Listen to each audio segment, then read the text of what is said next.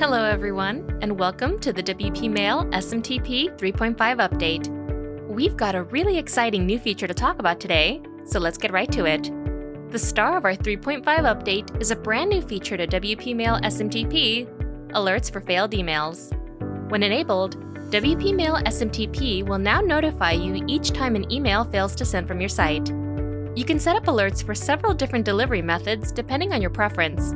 You can enable alerts for up to 3 different email addresses, enable notifications through Slack, SMS messages via Twilio, and webhooks.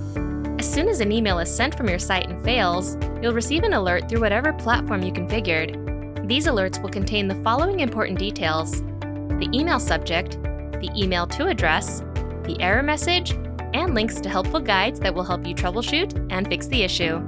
We know how important it is to make sure that your emails are sent reliably each and every time without interruption, but we also understand that sometimes accidents happen, and that's why we're excited to launch this powerful new feature for our users so that you have everything you need to make sure that nothing, not even failed emails, stands in between you and your customers.